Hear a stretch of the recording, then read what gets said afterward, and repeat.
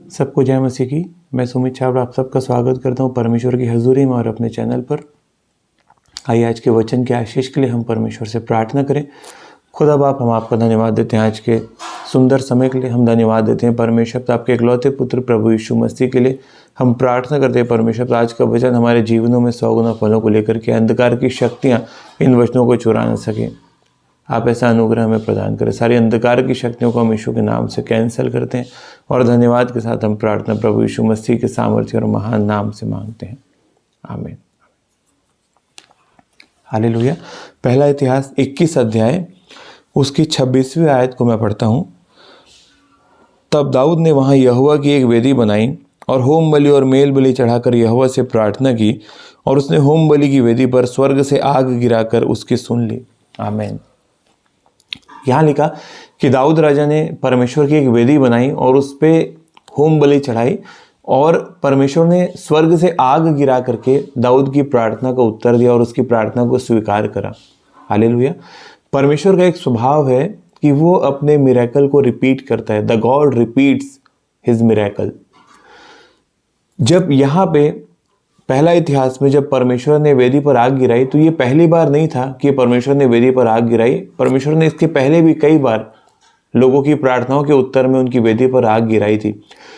सबसे पहली जो परमेश्वर ने आग गिराई वो है लय व्यवस्था 9:24 में।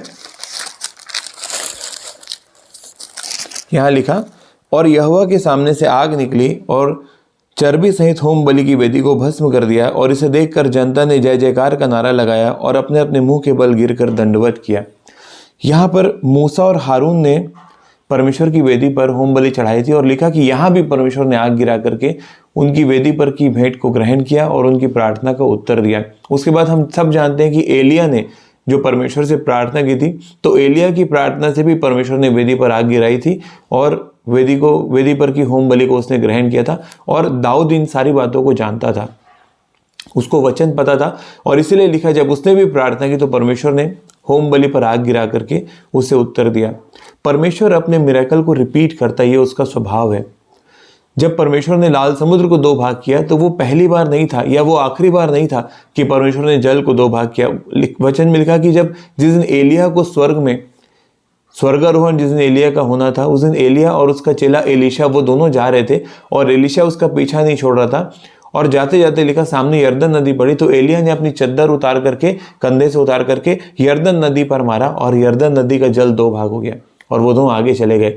और उसके बाद एलिया का तो स्वर्गारोहण हो गया और उसकी वो अभिषिक्त चादर एलीशा के ऊपर आकर के गिरी, और वो जो अभिषेक एलिया के पास था उसका दुगना अभिषेक एलीशा के पास आ गया।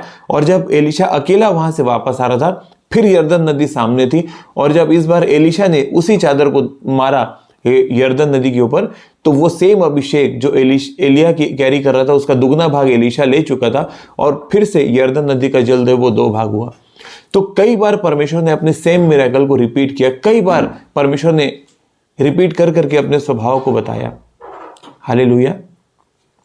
तो मैं आपको ये बताना चाहता हूं कि आपके जीवन में जो परमेश्वर का बिगेस्ट मिरेकल आपने देखा था 4 साल पहले, 2 साल पहले या कुछ समय पहले, मैं आपको ये गुड न्यूज़ देना चाहता हूं कि परमेश्वर ने वो आखिरी बार नहीं करा था।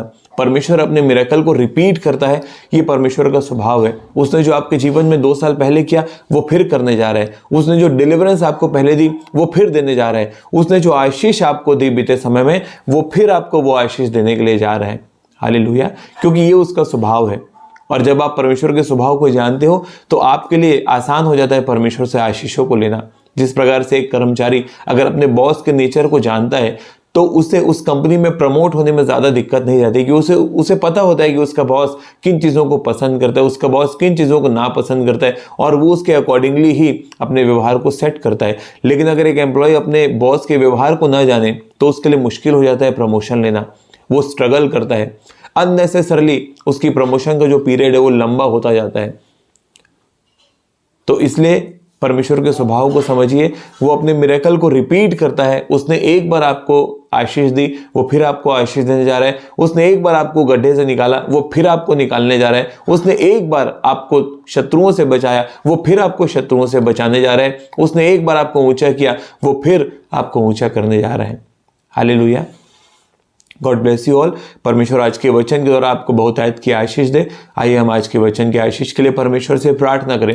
खुदा बाप, मैं आपका धन्यवाद देता हूँ परमेश्वर तो आज के वचन के लिए, और मैं विश्वास करता हूँ परमेश्वर तो आप अपने स्वभाव के अनुसार इन लोगों के जीवन में मिरेकल को रिपीट करने जा रहे हैं। परमेश्वर पिता, आप अपने आश्चर्य कर्म को दोहराने जा रहे हैं मेरे सामर्थ्य परमेश्वर। मैं प्रार्थना करता हूँ परमेश्वर पिता, इनके जीवन का हर आश्चर्य कर्म जो इन्होंने बीते समय में देखा था, यीशु के नाम से वो रिपीट होने पाए परमेश्वर। तो एक बार फिर से इनका स्थान ऊंचा किया जाए, एक बार फिर से ये लोग गड्ढे से निकाले जाए, एक बार फिर से ये लोग डिलीवर किए जाए, एक बार फिर से ये लोग बहुतायत की आशीषों को रिसीव करने पाए मेरे सामर्थ्य परमेश्वर। सारी अंधकार की ताकतों को यीशु के नाम से मैं कैंसिल करता हूं। सारी महिमा मैं आपके अनोखे और अद्भुत नाम को समर्पित करता हूं और धन्यवाद के साथ प्रार्थना प्रभु यीशु नासरी के सामर्थ्य नाम से मैं मांगता हूं। आमीन, आमीन। God bless you all. परमेश्वर आप सबको बहुतायत की आशीष दे। मैं मिलता हूं अपनी अगली वीडियो में। चैनल को लाइक करें, वीडियो को लाइक करें, चैनल को सब्सक्राइब करें, साथ में वीडियो को शेयर करें अपने डियर वंस के पास। परमेश्वर के गॉस्पेल को फैलाने में अपना योगदान दें। God bless you all. जय मसीह की।